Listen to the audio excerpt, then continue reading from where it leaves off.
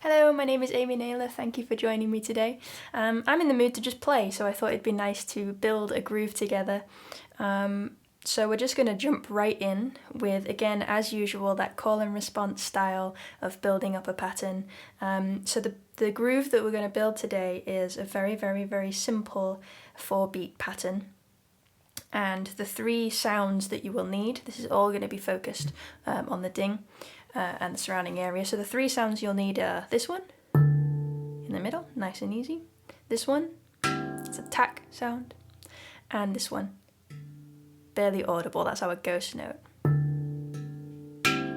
So when I play the ding, what I aim for is to use the very tip of my finger, the pad of my finger, so I can get a nice pure sound. You'll notice that my fingers are curved a little bit. Sometimes when I'm kind of moving quickly, my fingers move a little bit more flat, but I'm always aiming for this spot here. When I play the tack sound though, I'm using as much of my finger as I possibly can because I want as much surface area as possible to get that nice slap sound. And when I play a ghost note, again, it's the very tip of my finger and I'm hardly doing anything. The aim is to not really be able to hear much at all because it's more of a placeholder really, so that we can start filling things in later. So the groove will look like this.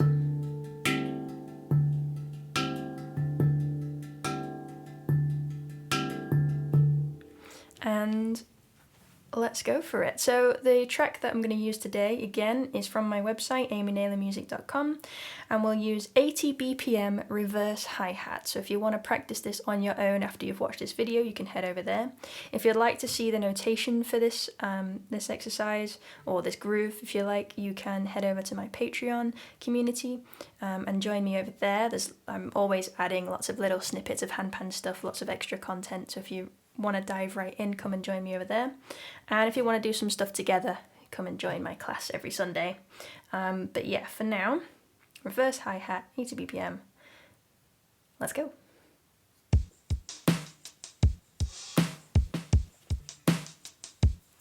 Okay, so starting with my turn first. 4 beats, 1 and 2 and 3, and my turn. 1 and 2 and 3, and off you go. 1 and 2 and 3 and 4. Yeah, 1 and 2 and 3, nice and simple. 1 and 2 and 3 and 4. 1 and 2 and 3 and 4. 1 and 2 and 3. That second note is barely audible. Off you go. 1 and 2 and 3. But the third one, 1 and 2 and 3 and 4. 1 and 2 and 3. Nice loud slap. 1 and 2 and 3 and 4. 1 and 2 and 3. And that ghost note just on the shoulder there. 1 and 2 and 3 and 4. Yeah, 1 and 2 and 3 and 4. 1 and 2. Nice, let's add that 4th beat in. 1 and 2 and 3 and 4. 1 and 2 and 3. So that is ding, ghost, slap, ghost. Ding, ghost, slap, ghost. Yeah. Ding, ghost, slap, ghost. Nice. Ding, ghost, slap, ghost. Good. One more time. Ding, ghost. I lied. One more. Ding, ghost. Okay, let's take it back again. 1 and 2 and 3 and off you go. 1 and 2. We're going to bring in the other hand now. 1 and 2 and 3 and 4 and 1 and 2 and 3. That is ding, ghost and 3 and off you go. Ding, ghost 2 and 3 and 4. Yeah. And 3 and off you go. Ding, ghost 2 and 3. Let's add in the next one. 3 and 4 and 1 and 2 and 3. So that's 2 ghosts there. Ding, ghost, ghost. 3 and 4 and ding, ghost, ghost and 3. Nice. Ding, ghost, ghost. 3 and 4 and ding, ghost, ghost. Cool. Let's add in the next beat. Ding, ghost, ghost, ghost. And 4 and ding, ghost, ghost, ghost. All hand to hand. One hand after the other. 1 and off you go. 1 and 2 and 3 and 4 again. Right, left, 3 and 4 and right, There's 3 beats. Ding, it should be nice and quiet. Ready? 3 and off off you go. Ding, goes, goes, goes. All right, let's bring the next one in. Goes, goes, goes, and go. Ding, da. Off you go. Ba. Is ding, goes, goes, goes, slap. Off you go. Ding, goes, goes, goes, slap. Nice. Go. Ding, goes, goes, goes, slap. Let's add the next one. Ding, goes, goes, goes, slap, goose. Ding, sh, sh, sh, ba. Ding, t, t, t, ba. Ding, ba. Ding, ba. Yeah. Ding, goes, goes, goes, slap, goes, ghost. Ding, goes, goes, goes, slap, goes, ghost.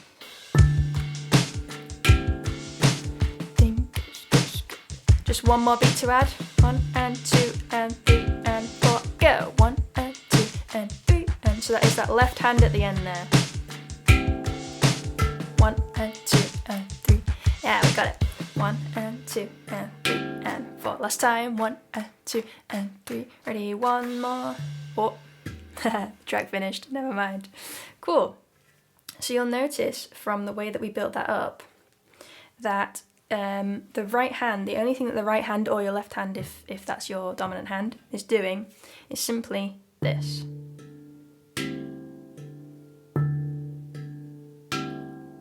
And when you do that on its own, it's actually quite simple. And you'll notice as well that I use my middle finger for the louder sounds and my forefinger, my first finger, my pointer finger, for the quiet ones. That's just because that's what is most comfortable for me, because my middle finger is my strongest and my pointer finger is not quite as strong. It's still strong, but it's not quite as strong. And it also gives me space, because if you think about where the sounds are for me on my pan, it makes sense that I'd switch between these two so I'm not having to move quite as much. You'll notice I'm also not bringing it all the way over here for the tap. You might want to if you want a clearer sound. But I'm all for efficiency and laziness in playing. So I'm keeping everything up here just because then it means I don't have to move quite as much. So if I bring in my other finger, it also means my hand doesn't have to move as much. And then further down the line, when we're ready to go faster, it just makes things far more easy. So when you bring in that left hand, the only thing the left hand is doing is just filling in the gaps. So when you can't hear it, that's what it sounds like. But if I bring that left hand in,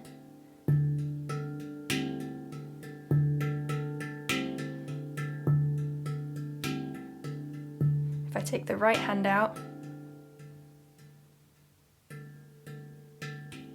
oops. Yeah. So on their own, the two things that are happening are actually really, really simple. But then when you put them together, starts to sound a little bit more interesting. Of course, as usual, it's important to practice that exercise leading with the left hand. So I invite you to rewind this video, do exactly the same thing, but swapping your hands around.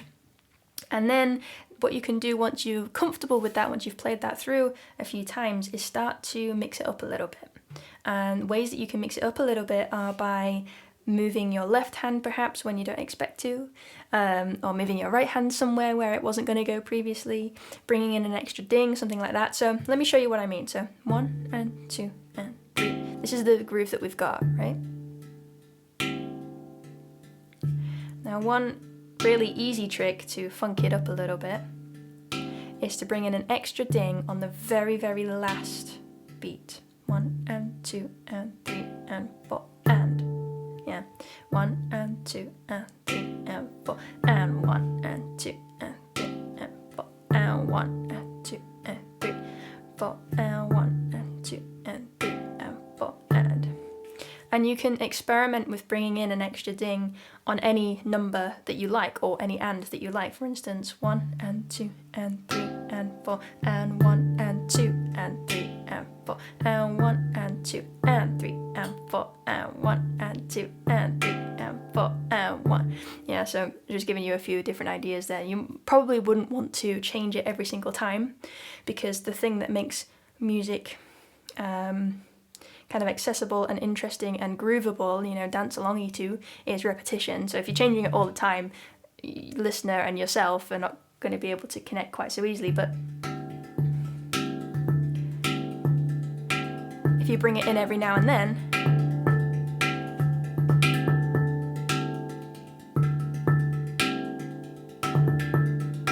then it starts to make it interesting. Another thing that you can do is then to start moving around on different notes, but we can explore that a little bit more in another video. If you want to practice this kind of idea of bringing the ding in at different moments, I've got a really good exercise in another video which I'll link below, which is the shifting accents exercise, and I'm yet to record more versions and variations of that. But in that exercise, 1 and 2 and 3 and 4 and 1 and 2 and 3 and 4 and 1 and 2 and so on and so forth, it gives you the opportunity to practice every single possible variation of that, so that it's in your body. If you practice it every day, it becomes really instilled in your hands and your muscle memory, so that it becomes second nature to just groove with it then eventually. So I recommend practicing that as well if you haven't already. I'll link that below. But yeah, I hope that's given you something to start with for your groove building, if you like, and then run with it, play with it, have some fun with it, yeah, move around a little bit.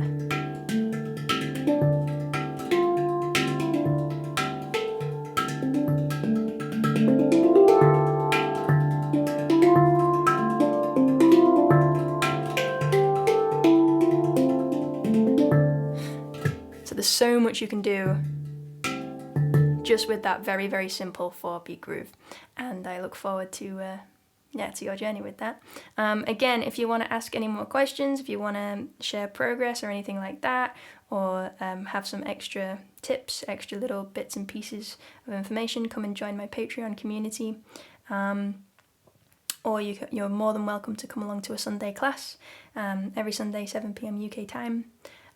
Drop me an email if you're interested, and if you want a one-to-one, I'm also available for that. But yeah, enjoy.